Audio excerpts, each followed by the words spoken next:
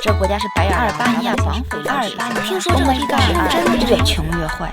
We haven't been kidnapped yet. That was going to be the most exciting part of this whole adventure. 哦，对呀，我们还没有被人绑架，我们还好好的。We tried so hard. We've stayed here for as long as possible. We've traveled all across the country, and we still haven't been kidnapped. We even put our wallet in the public place, and our wallet was still safe. 现在我们在阿尔巴尼亚的培拉特城市，是培拉特吗 Berat. ？Yeah， 千窗之城，哒哒哒哒 ，so Thousand beautiful. windows. So we wanted to talk today about the difference, the contrast that we've had between what we heard before we came to Albania and what we've actually experienced from being here. 我来之前，我的印象是，你来这里之后，你很可能会被抢劫，你很可能会被就是贩毒的人，就是给你什么毒品啊， Oh yeah.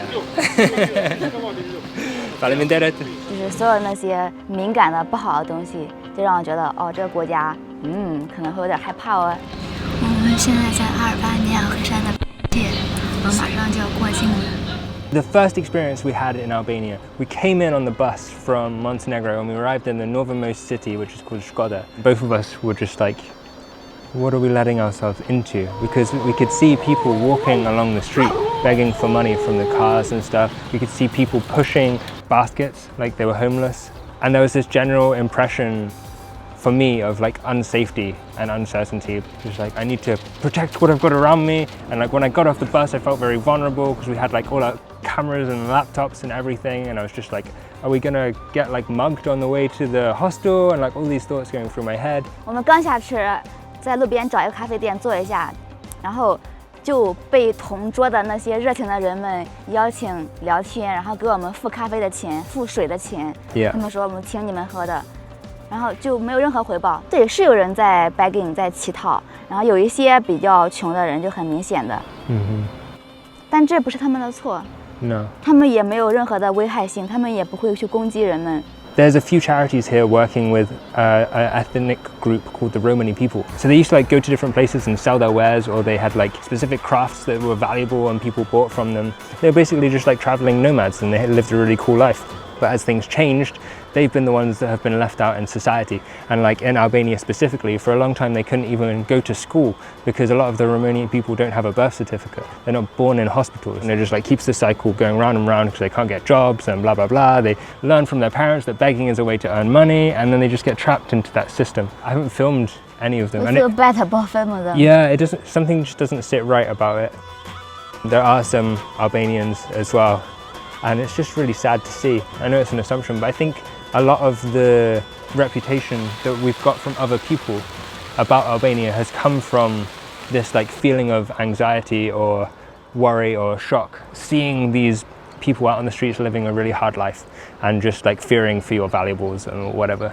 And the longer we stayed here, the more that's changed, right?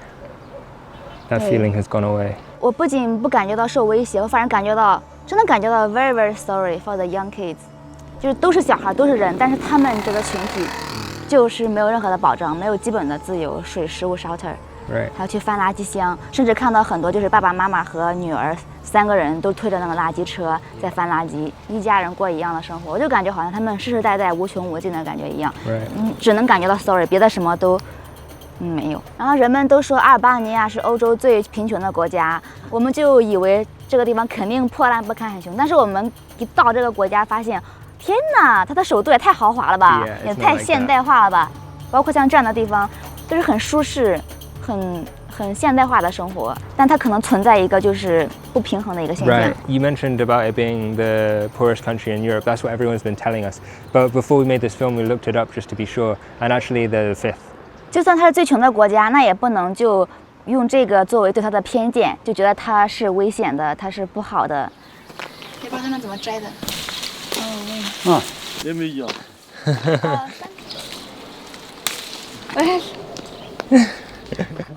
So one of the things we wanted to do when we came here is we wanted to hitchhike down through the country.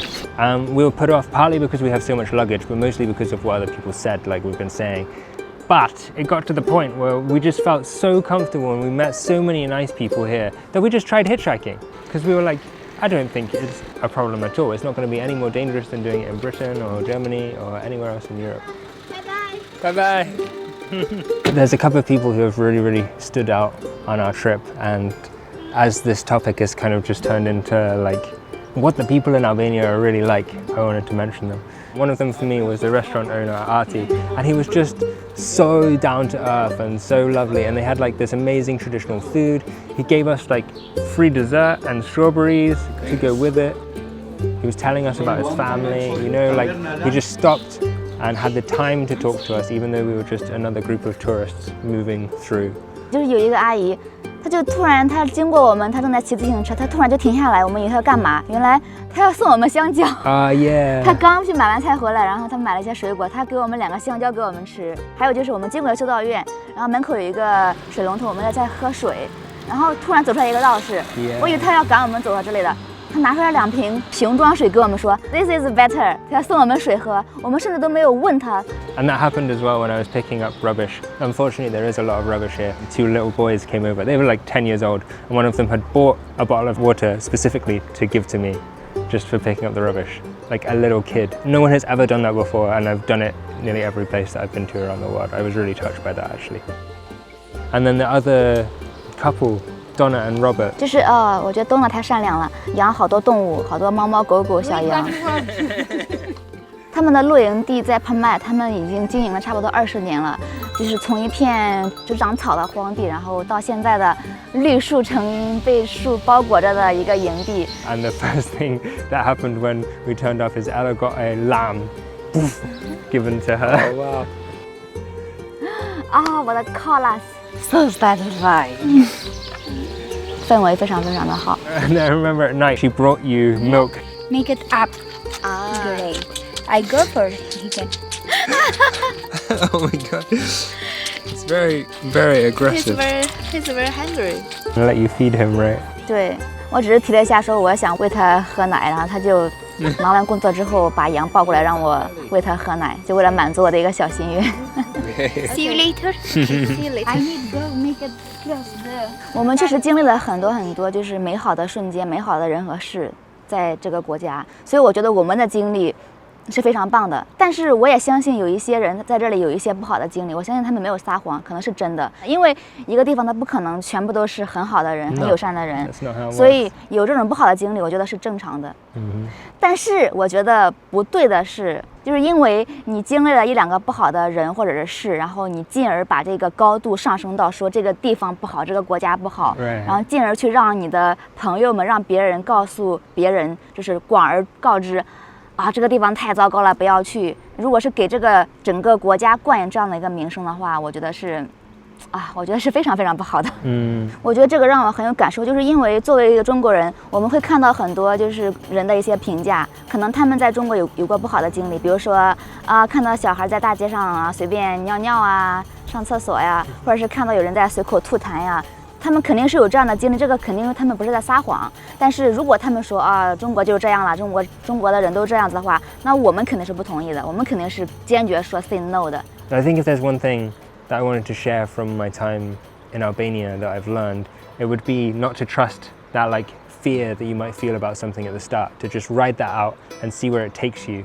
I mean, obviously, if you get into a situation where you feel anxious or fearful, you've got to have your wits about you, but don't let that guide your decisions totally, and don't let that steer you into not experiencing the like warmth and friendliness that people have to offer around you.